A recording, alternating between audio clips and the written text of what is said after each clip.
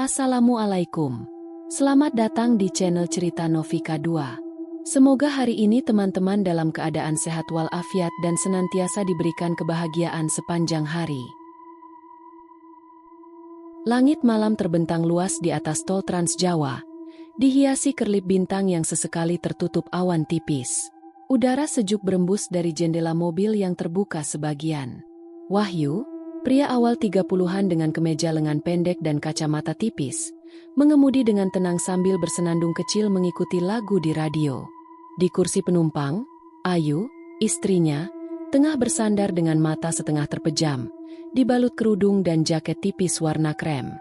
Mereka baru saja melewati kota Pekalongan, menuju kampung halaman Wahyu di pinggiran wilayah Wonosobo, untuk merayakan Lebaran bersama ibunya. Perjalanan malam dipilih agar tidak terjebak kemacetan khas mudik dan menghindari panas menyengat siang hari. "Yang, kamu ngantuk?" tanya Wahyu tanpa menoleh. Ayu menggeleng pelan. "Enggak, cuma cape aja. Kita masih jauh. Sekitar 2 jam lagi. Tapi kayaknya aku bisa potong jalan nih. Lihat," kata Wahyu sambil menunjuk layar GPS di dashboard mobil. Ayu menoleh. Di layar, tampak jalan alternatif berwarna abu-abu, tidak terlalu jelas, tapi menurut sistem navigasi bisa memangkas waktu hampir 1 jam. "Jalan itu kemana?" tanya Ayu ragu. "Kayaknya lewat hutan dan tembus langsung ke desa. Lebih cepat, kita gak perlu muter lewat jembatan utama." Ayu menatap layar lagi. "Yakin? Kok nggak kelihatan jelas ya jalannya?" Wahyu terkekeh kecil. "Tenang. Aku pernah lewat jalur belakang waktu masih SMA dulu. Tapi udah lama banget. Sih, pasti aman." Tanpa pikir panjang, Wahyu membelokkan mobil ke kanan, keluar dari jalan utama, memasuki jalur kecil yang hanya ditandai plang tua bertuliskan, "Jalur alternatif. Gunakan dengan hati-hati." Begitu keluar dari jalan utama, suasana berubah drastis. Penerangan jalan menghilang sepenuhnya. Aspal berganti menjadi jalan sempit berkerikil. Diapit pepohonan tinggi menjulang seperti gerbang alami menuju dunia yang asing. Ayu merapatkan jaketnya. Udara terasa lebih dingin. "Ini hutan ya?" Iya. Dulu disebut hutan randu alas. Tapi sekarang udah gak serem kok. Banyak yang lewat juga," katanya. Mobil melaju perlahan, hanya mengandalkan lampu sorot depan yang menembus kabut tipis di antara pepohonan. Suara jangkrik dan serangga malam terdengar jelas. Kadang-kadang terdengar suara ranting patah entah dari mana. "Kayak tempat uji nyali di TV ya?" gumam Ayu, mencoba bercanda. Wahyu tertawa kecil, tapi tidak menjawab. Beberapa menit berlalu. Mereka tidak melihat satupun kendaraan lain. Tidak ada rumah, tidak ada warung, tidak ada tanda-tanda kehidupan. Ayu mulai gelisah. "Yang, beneran masih ingat jalannya?" "Masih. Harusnya setelah tanjakan ini kita nemu jembatan. Habis itu tinggal lurus, langsung tembus ke desa." Ayu mengangguk pelan, tapi tangannya mulai menggenggam erat tas di pangkuannya. Mereka menuruni tanjakan kecil, dan seperti yang Wahyu katakan, di hadapan mereka terbentang sebuah jembatan tua, terbuat dari rangka baja berkarat, dengan lantai kayu dan besi yang mulai lapuk dimakan usia. Lampu mobil menyinari tulisan samar di papan besi yang tergantung miring. "Jembatan Kali Langse, dibangun 1978. Ini dia," kata Wahyu sambil memperlambat laju mobil. "Setelah ini, tinggal 30 menit lagi kita sampai." Namun saat mobil mulai memasuki jembatan itu, mesin mendadak tersendat. "ERRRT, DUG, DUG, DUG." Lalu mati total. Semua lampu padam. Radio mati. Mesin hening. Kenapa?" Ayu langsung menoleh panik. "Yang?" Wahyu mencoba memutar kunci. Tidak ada suara. Mobil tidak bereaksi sama sekali. Ia mencobanya lagi, dan lagi. Tidak berhasil. Udara di dalam kabin mobil mendadak dingin, menusuk tulang. Nafas mereka membentuk uap putih tipis, padahal cuaca seharusnya hangat. "Wahyu, ini gak beres." Wahyu menatap kaca depan. Dari dalam kabin mobil, mereka hanya bisa melihat jembatan tua yang dikelilingi kegelapan pekat. Dan dari kejauhan, seperti ada suara pelan, tangisan, suara perempuan menangis. Angin malam menggulung pelan di tengah hutan randu alas, menyusuri batang pohon tinggi yang menjulang kaku seperti pasukan tak bersuara. Di sanalah, berdiri jembatan tua yang terlupakan oleh waktu. Rangka baja berkarat menopang lempengan kayu yang sudah rapuh. Beberapa bagian bahkan terlihat rengkah, dihiasi lumut hijau gelap. Wahyu menatap jalan di depannya. Ragu. Tak ada penerangan. Hanya cahaya dari lampu depan mobilnya yang memantul samar di besi tua dan tiang jembatan. Ayu menelan ludah. Yang, kita lewat sini beneran. Tenang, sebentar aja. Habis ini langsung tembus jalan utama ke kampung. Jawab Wahyu sambil mencoba menenangkan istrinya, dan juga dirinya sendiri. Ia perlahan menginjak pedal gas, dan mobil perlahan naik ke atas jembatan. Roda bergesekan dengan kayu jembatan yang berbunyi berderit tiap kali diinjak. Krek! Mereka melewati sepertiga bagian jembatan ketika tiba-tiba. Brak! Mesin mobil bergetar hebat dan mati total. Semua lampu padam. Radio hening. Mesin tidak merespons. Setir berat. Power steering mati. Mobil mereka diam, terjebak tepat di tengah jembatan. Yang, kenapa? Tanya Ayu dengan suara bergetar. Wahyu mencoba memutar kunci. Sabar, sabar. Mungkin akinya ngambek. 3 kali mencoba, tidak berhasil. Wahyu menarik napas, menggenggam erat kemudi, mencoba menahan rasa gelisah yang mulai menanjak. Ayu mulai resah, tangannya dingin. Ia merapatkan jaket dan melihat embun tipis keluar dari mulutnya. Kok, dingin banget. Wahyu pun menyadarinya. Udara di dalam mobil berubah drastis. Seperti berada di dalam lemari pendingin, menusuk kulit, menembus lapisan pakaian. Padahal, suhu luar sebelumnya biasa saja. Ayu melirik ke jendela. Kabut tipis mulai muncul, menyelimuti pinggiran jembatan. Pepohonan tak lagi terlihat jelas, seolah kabut itu bukan dari alam, tapi dari sesuatu yang hidup. Wahyu mengeluarkan ponsel. Tidak ada sinyal. Ia coba GPS. Layarnya hanya menampilkan titik abu-abu tanpa jalur. Jam di dashboard mobil berhenti di pukul 1.13. Sinyalnya hilang. GPS-nya blank. Gumam Wahyu. Ayu mulai panik. Suaranya lirih tapi tertekan. Yang, ini aneh. Tolong jangan lama-lama di sini. Wahyu mencoba menenangkan. Oke, aku coba turun lihat mesin. Mungkin kabelnya longgar. Ia membuka pintu dan turun. Saat kakinya menginjak lantai kayu jembatan, terdengar krek. Kayu di bawah sepatunya seperti ingin patah. Wahyu membuka kap mesin. Matanya menelusuri bagian dalam, tapi semuanya tampak normal. Hingga ia mencium sesuatu. Bau menyengat seperti kembang busuk dan anyir darah. Ia menoleh ke belakang. Sekilas, di ujung jembatan yang barusan mereka lewati, seperti ada bayangan berdiri diam. Tapi ketika ia menatap lebih lama, tidak ada siapa-siapa. Wahyu buru-buru kembali masuk mobil. Gak ada yang aneh, tapi baunya. Gumamnya sambil menyalakan mobil lagi. Mesin tetap tidak menyala. Hening. Kedinginan makin menusuk. Ayu mulai menangis. Kenapa sih harus lewat sini? Kenapa gak lewat jalan biasa aja tadi?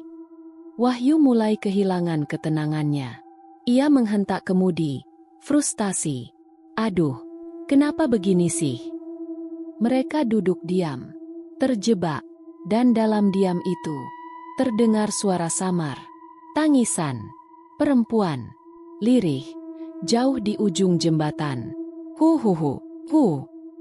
Suara itu semakin jelas. Ayu menoleh ke jendela kirinya, menempelkan telinga, mencoba meyakinkan diri itu bukan imajinasi. Tangisan itu makin dekat. Langkah kaki pelan terdengar dari luar mobil. Tap, tap, tap. Ayu memegang lengan Wahyu. Yang, kamu denger nggak? Wahyu menoleh. Apa? Dengar tangisan itu. Wahyu mendengarkan. Dan kali ini, ia juga mendengar. Tangisan yang berubah jadi lirih. Lalu berubah jadi berat. Lalu jadi tawa. Tawa perempuan. Serak. Pendek. Menggema. Hahaha. Udara di dalam mobil kian menebal oleh ketegangan dan hawa dingin yang tak wajar. Embun mulai menutupi kaca jendela, menggambar pola-pola aneh seperti bekas jari yang menggores dari luar. Jam digital di dashboard mobil masih menunjukkan pukul 1.13. Tidak maju, tidak berubah, seakan waktu membeku di tengah jembatan tua yang terlupakan. Ayu memeluk tubuhnya erat. Napasnya pendek, tidak lagi karena udara dingin, tapi oleh rasa takut yang perlahan merangkak masuk, mengikat tubuhnya dari ujung kaki hingga kepala. Matanya tak berani menatap keluar terlalu lama, tapi telinganya menangkapnya dengan sangat jelas. Tangisan itu lembut, lirih, seperti seorang perempuan menangis pelan karena kehilangan. Terdengar dari kejauhan, dari arah ujung jembatan yang tertutup kabut. "Yang," bisik Ayu, suaranya gemetar. "Kamu dengar gak?" Wahyu yang duduk di kursi kemudi hanya mengangguk perlahan. Rahangnya mengeras. Matanya fokus ke kaca depan yang nyaris tak menampakkan apapun selain kabut pekat. Hu. Tangisan itu semakin jelas. Langkah kaki pelan seperti sepatu wanita yang basah menyentuh kayu jembatan mulai terdengar. Tap, tap, tap. Dan entah mengapa, suara itu tidak berasal dari satu arah. Kadang dari depan, kadang dari samping mobil, lalu menghilang, lalu muncul lagi di belakang. Ayu mulai panik. Ia membisik keras. "Wahyu, kita harus keluar dari sini." "Aku tahu." Tapi mobilnya. Wahyu menoleh padanya. Wajahnya penuh keringat dingin. Mobilnya gak bisa nyala. Ayu menoleh keluar, ke jendela di sebelah kirinya. Dan ia membeku. Di luar, berdiri seorang wanita berbaju putih. Rambut panjang menutupi sebagian wajahnya. Kulitnya pucat seperti tulang yang direndam air. Matanya kosong, tak berkelopak, menatap langsung ke dalam mobil. "Ya Allah!" Ayu menjerit histeris. Tubuhnya menjerit. Suaranya memecah malam. Wahyu sontak menoleh ke arah yang sama. Namun saat itu, wanita itu sudah menghilang. Tak ada siapa-siapa. Apa itu tadi? Siapa itu tadi? Ayu histeris. Tubuhnya gemetar hebat. Air matanya menetes tanpa sadar. Wahyu tidak menjawab. Ia menggenggam erat setir. Mencoba lagi memutar kunci. Kerak, kerak, kerak. Tidak ada reaksi. Namun tangisan itu belum berhenti. Jangan lihat keluar," kata Wahyu cepat. Mencoba menutup wajah Ayu dengan tangannya. Tapi terlambat. Bayangan wanita itu masih terpatri jelas dalam pikiran Ayu. Tangisan itu kini semakin dekat. Semakin jelas. Lalu, berubah. Hahaha. Tawa itu melengking, keras, menggema sepanjang jembatan. Suara perempuan, tapi bukan manusia. Suaranya seolah berasal dari banyak mulut sekaligus, mengelilingi mereka. Tawa itu seperti menertawakan penderitaan, keputusasaan, membuat gigi gemetar, perut mual. Wahyu memukul setir. "Setan apa ini?" Di kaca depan, bekas tangan muncul. Seolah sesuatu dari luar menyentuh kaca, meninggalkan bekas basah membentuk 5 jari panjang dan kaku. Dari arah luar kaca depan mobil, Ayu menutup telinga sambil menangis.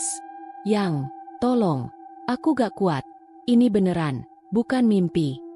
Wahyu merasa kepalanya berputar. Semua tidak masuk akal. Ia menoleh keluar. Kabut menelan hampir seluruh jembatan. Tapi sesekali, ia melihat kilatan putih di antara kabut. Seperti kain. Berkibar. Dan untuk sesaat, ia melihat bayangan seorang wanita berdiri di tiang jembatan, seolah bersiap melompat ke sungai di bawah. Lalu tiba-tiba, wanita itu berputar menatapnya. Mata mereka bertemu. Mata itu tidak menunjukkan amarah, tapi kosong, sepi, dan sangat dalam. Tangannya menunjuk ke arah mobil Wahyu. "Kamu belum minta izin." Suara itu terdengar langsung di dalam kepala Wahyu. Tak keluar dari mulut. Tapi jelas. Di dalam mobil, jam digital masih menunjukkan pukul 1.13.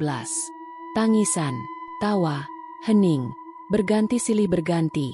Seolah jembatan ini bukan hanya tempat, tapi perangkap waktu, lorong antara yang hidup dan yang ditinggalkan. Ayu sudah lemas di kursinya, menggenggam tas dengan erat. Wahyu duduk diam, mencoba berpikir. Matanya merah, tapi pikirannya menjerit. Mereka sadar, ini bukan hanya soal jembatan tua. Ini tentang sesuatu yang marah karena dilanggar. Sesuatu yang ingin dikenang, atau ingin ditemani. Suara tawa mengerikan perempuan itu masih menggema di dalam kepala mereka. Tidak keluar dari speaker, tidak pula dari luar mobil, namun berkumandang di dalam ruang kosong pikiran, menggerogoti logika dan akal sehat perlahan-lahan. Wahyu duduk kaku di balik kemudi, wajahnya tegang, tubuhnya hampir tak bisa digerakkan. Ayu terisak dalam diam, tangan memeluk lutut, dan mata terus terpaku pada kabut di luar jendela. Mobil masih diam. Lampu dashboard masih mati. Jam digital di dashboard tetap membeku di angka pukul 1.13. Lalu, tok, tok. 2 kali, keras, dari jendela belakang kanan. Ayu menjerit dan menutup wajahnya. Wahyu langsung menoleh cepat. Tidak ada apa-apa di luar. Hanya kabut tebal yang melingkupi jembatan seperti lautan abu hidup. Namun saat ia kembali menatap ke depan, seperti ada bayangan melintas cepat di depan mobil. Tidak jelas, hanya kilasan putih yang memantul dari lampu mobil yang mulai meredup. Dengan napas tercekat, Wahyu sekali lagi memutar kunci mobil. Krek, krek, brom. Mesin menyala. Lampu depan kembali hidup, menembus kabut yang seolah menyingkir perlahan. Ayu menoleh cepat. Nyala, nyala. Wahyu membenarkan. Pegangan, kita pergi dari sini. Wahyu langsung menginjak gas, dan roda depan menghentak lantai jembatan dengan kasar. Mobil sedikit melompat karena hantaman kayu yang longgar, namun terus melaju menembus sisa jembatan dan kabut tebal yang terasa seperti menahan laju mereka. Jantung mereka berlomba. Suara kayu tua yang retak saat dilewati mobil terdengar seperti suara jeritan alam. Krek, krak. Tepat saat mereka keluar dari jembatan dan memasuki jalan sempit tanah yang mengarah ke desa, Ayu, yang duduk memeluk tasnya dengan gemetar, menoleh ke kaca spion tengah. Matanya membelalak. Wahyu! Apa? Dia di belakang. Wahyu menoleh sekilas ke spion, dan melihatnya. Sosok perempuan berbaju putih melayang di udara, mengejar mobil mereka. Wajahnya kini tampak lebih jelas, datar, pucat, dan matanya hitam penuh, tak berkelopak. Rambut panjangnya berkibar liar, namun tubuhnya melayang tanpa bergerak. Dia tersenyum, bukan senyum manusia, melainkan ekspresi kehausan, seperti mangsa yang baru menemukan daging segar. Ayu menjerit, berusaha memalingkan pandangan. Tolong gas, yang cepet. Wahyu menginjak gas dalam-dalam. Mobil meraung, melaju kencang di atas jalan tanah yang sempit dan bergelombang. Batu-batu kecil menghantam kolong mobil. Ranting pohon mencakar sisi pintu. Dari spion, perempuan itu masih mengikuti mereka, tapi kini berangsur menjauh. Kabut mulai tertinggal di belakang. Jalanan perlahan mulai membuka. Setelah hampir 5 menit melaju tanpa henti, akhirnya Wahyu melihat cahaya lampu jalan di kejauhan. Mereka keluar dari jalan hutan, kembali ke jalan aspal utama. 2 mobil melintas dari arah berlawanan. Jalan yang tadi sunyi kini kembali terasa normal. Wahyu langsung menghentikan mobil di pinggir jalan, tepat di depan sebuah warung tutup. Ia mematikan mesin, membuka kaca jendela sedikit, dan menunduk di setir. Napasnya tersengal. Ayu menangis pelan, namun kini sudah bisa bernapas lebih teratur. Untuk sesaat, hanya keheningan. Tak ada tawa, tak ada tangisan. Hanya sisa-sisa teror yang belum hilang dari tubuh dan pikiran. Meski sudah berada di jalan utama, mereka tahu sesuatu belum benar-benar pergi. Wahyu menatap kaca spion sekali lagi, memastikan tidak ada bayangan putih di belakang. Kosong. Tapi jauh di dalam dirinya, ada sesuatu yang tidak bisa dijelaskan. Rasa bahwa jembatan itu bukan hanya tempat, melainkan gerbang. Dan ketika gerbang itu terbuka, tak ada yang benar-benar bisa ditutup kembali. Ayu akhirnya bersuara, pelan tapi jelas. Kita gak boleh cerita ini ke siapa-siapa. Orang-orang pasti bilang kita gila. Wahyu mengangguk, tapi dalam hati, ia tahu cerita ini belum berakhir. Karena jam digital di dashboard masih menunjukkan pukul 1.13. Mobil Wahyu akhirnya tiba di depan rumah tua bercat putih dengan pagar kayu yang mulai lapuk. Suasana kampung masih senyap. Cahaya fajar baru menyusup pelan dari balik bukit. Wahyu dan Ayu duduk diam dalam mobil selama beberapa detik, hanya memandangi halaman depan dengan perasaan campur aduk, antara lega, lelah, dan trauma yang belum benar-benar pulih. Setelah menarik napas panjang, Wahyu mematikan mesin dan turun. Ayu menyusul perlahan. Keduanya seperti orang yang baru selamat dari kecelakaan. Langkahnya berat. Mata mereka masih menyisakan bayang-bayang kabut dan tawa yang menggema sepanjang jembatan. Pintu rumah terbuka. Seorang wanita tua berselendang coklat muncul dari dalam. Wahyu? Itu Bu Marni, Ibu Wahyu. Usianya sudah mendekati 70-an, tapi matanya masih tajam. Ia menyambut dengan senyum lelah. Tapi ketika melihat wajah anak dan menantunya, senyum itu langsung pudar. Wahyu menghampiri ibunya dan memeluknya erat. "Ibu, maaf baru sampai." Ayu ikut mencium tangan mertuanya. Tapi saat keduanya melepas pelukan, Bu Marni tidak langsung bicara. Ia menatap lekat wajah mereka, terutama mata mereka. Tangannya gemetar sedikit. "Kalian lewat mana?" tanyanya, pelan. Hampir seperti bisikan. Wahyu menghela napas dan menjawab, "Kami tadinya lewat jalur utama, tapi GPS kasih jalan pintas lewat jembatan tua di hutan. Mau hemat waktu." "Jembatan tua?" ulang Bu Marni. "Iya, yang di tengah hutan. Namanya Kali Langse, kalau nggak salah." Bu Marni langsung pucat. Wajahnya mengeras. Tangan yang tadinya menyambut kini perlahan menggenggam ujung selendangnya erat. Matanya membesar. "Wahyu, kamu lewat jembatan itu?" Wahyu mulai merasa aneh. "Iya, kenapa?" "Ya Allah." Bu Marni langsung memalingkan wajah. "Kalian gak tahu? Itu jembatan sudah ditutup bertahun-tahun." Wahyu dan Ayu saling pandang. Tubuh mereka langsung tegang. "Ditutup? Tapi GPS masih nunjuk jalan itu. Dan gak ada portal penutup, Bu." "Memang gak ada. Orang-orang udah biarin aja karena dianggap terlalu seram buat disentuh."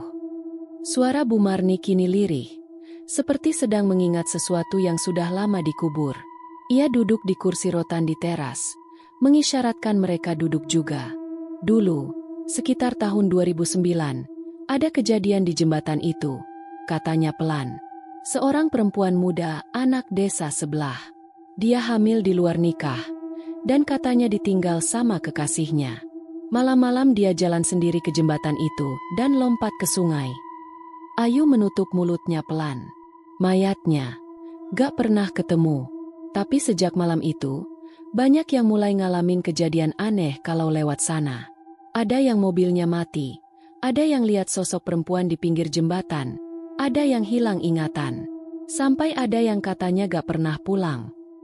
Bu Marni menatap Wahyu dan Ayu bergantian. "Kalian bukan yang pertama. Tapi, kalian termasuk sedikit yang bisa pulang." Ayu menggenggam tangan Wahyu erat. Tubuhnya masih gemetar. "Kita lihat dia, Bu," bisik Ayu. Dia berdiri di luar mobil. Bajunya putih, matanya kosong. Dia nangis, lalu tertawa. Bu Marni menunduk, berbisik. Tangisnya berubah jadi tawa kalau dia marah. Katanya begitu. Karena tangisnya gak didengar dulu. Jadi sekarang, tawa jadi amarah. Wahyu menelan ludah. Hatinya tercekat. Tiba-tiba ia teringat sesuatu. Ia berdiri dan kembali ke mobil. Membuka pintu. mengobrak-abrik dashboard. Beberapa detik kemudian, ia kembali sambil membawa brosur jalan pintas, yang seharusnya berasal dari GPS, entah kenapa kini berbentuk selebaran kertas lusuh. Warnanya kekuningan. Ada noda air. Di bawahnya tertulis dengan tinta pudar. Rute tercepat menuju rumahmu. Disarankan hanya untuk yang sudah pamit. Tak ada logo perusahaan navigasi. Tak ada nama aplikasi. Malamnya, di dalam kamar, Ayu menatap langit-langit sambil memeluk lutut. Aku gak bisa tidur. Suara itu masih ada di kepalaku. Wahyu duduk di ujung ranjang, menatap ponselnya. GPS-nya masih menyimpan rute yang mereka ambil semalam. Tapi, garis jalurnya kini hilang.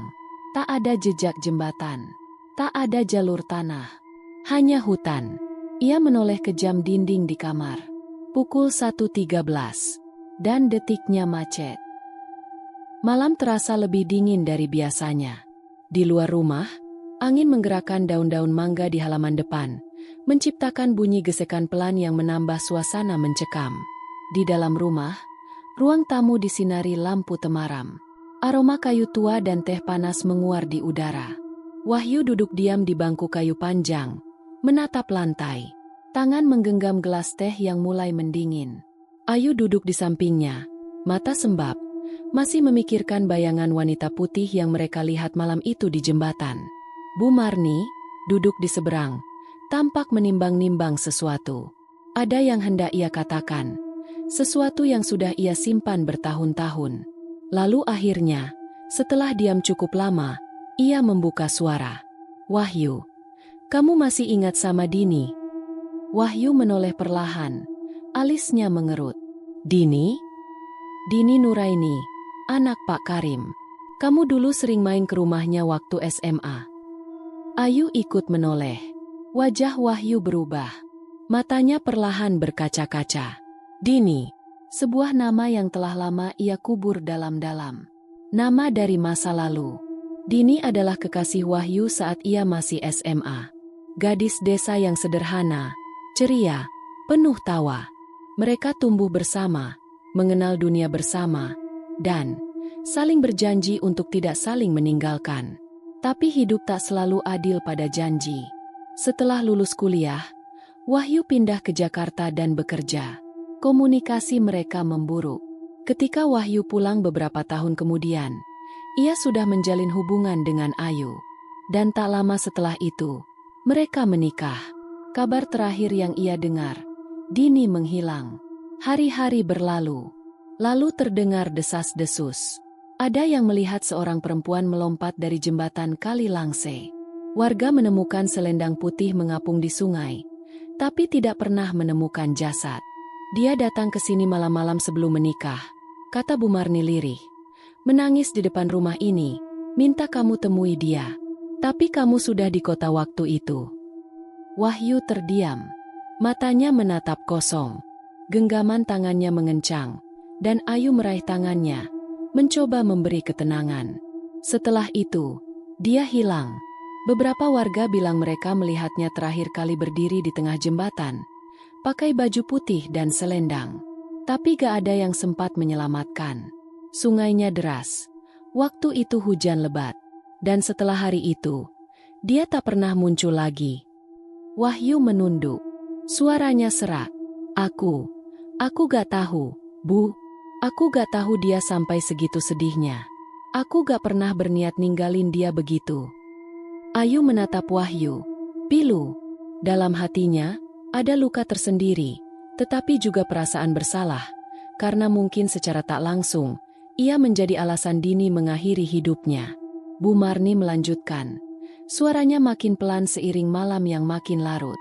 Sejak kejadian itu, jembatan Kali Langse mulai berubah. Banyak kecelakaan. Mobil mogok. Orang hilang. Beberapa sopir truk bilang mereka lihat perempuan berdiri di pinggir jembatan. Nangis. Kadang ketawa. Kadang duduk melamun. Akhirnya warga sepakat.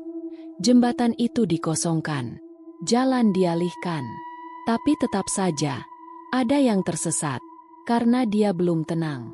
Dia masih menunggu. Ayu berbisik. Menunggu apa?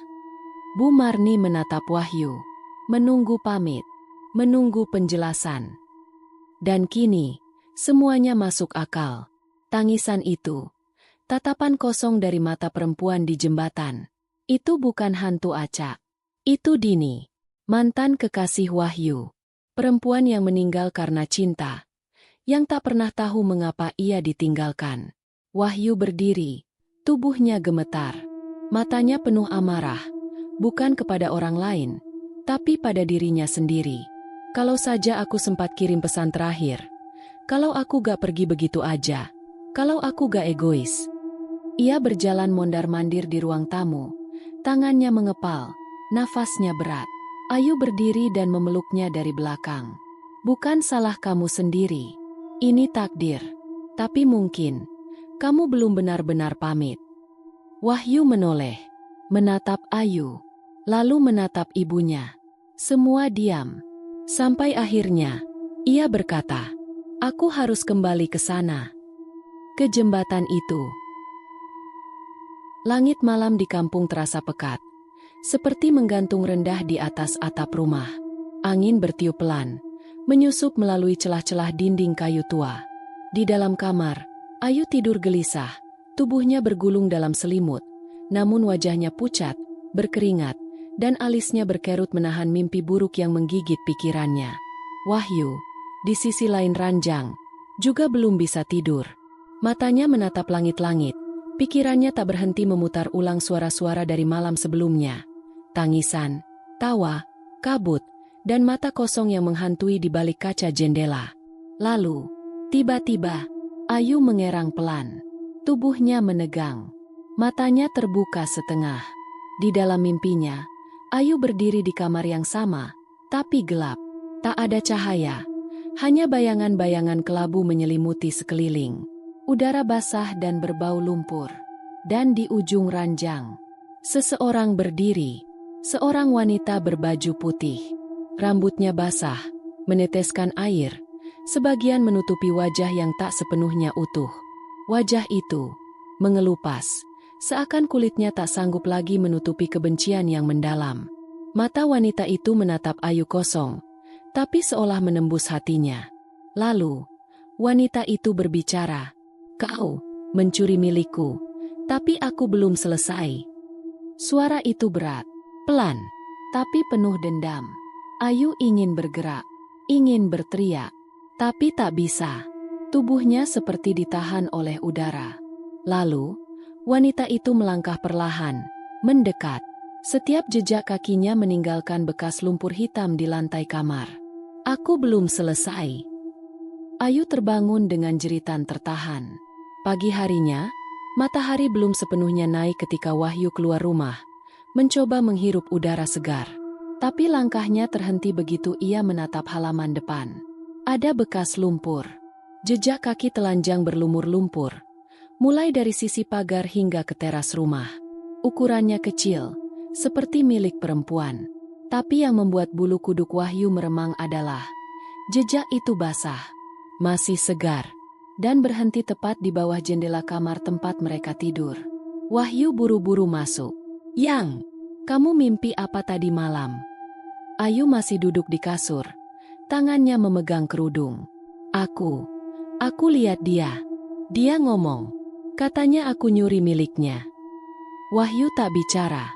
Ia berjalan keluar rumah, menuju mobil yang terparkir di bawah pohon mangga. Begitu membuka pintu, ia terdiam. Di dalam, tergantung di spion tengah, sebuah selendang putih. Meneteskan air seperti baru dicuci dari sungai. Selendang yang sama yang dikabarkan ditemukan mengambang setelah Dini melompat. Wahyu berdiri terpaku. Dunia seolah membeku. Udara mendadak berat. Dalam kepalanya, suara Dini seperti berbisik pelan. "Aku menunggu. Kamu belum berpamitan." Tangannya gemetar, ingin menyentuh selendang itu, tapi berhenti setengah jalan. Ia menutup pintu mobil perlahan, lalu kembali ke dalam rumah. "Dia masih di sini," kata Wahyu pelan. "Dia belum pergi, karena aku belum pamit." Ayu menatap suaminya. Kali ini tidak melarang. tidak mencegah. Karena mereka tahu, sampai Wahyu menghadap jembatan itu sekali lagi, sampai ia bicara langsung, bayangan Dini tidak akan pernah berhenti mengikuti. Mereka pikir jalan pintas akan mempercepat perjalanan. Tapi ada tempat-tempat yang tidak boleh dilewati. Karena beberapa jembatan tidak dibangun untuk dilintasi kembali. Beberapa jembatan menunggu, bukan untuk dilewati, tapi untuk mengingat, untuk membalas, untuk mengurung jiwa-jiwa yang lupa berpamitan. Dan setiap malam, saat kabut turun di antara pohon-pohon hutan randu alas, jembatan itu tetap berdiri, sepi, tua, tapi hidup, menunggu korban berikutnya.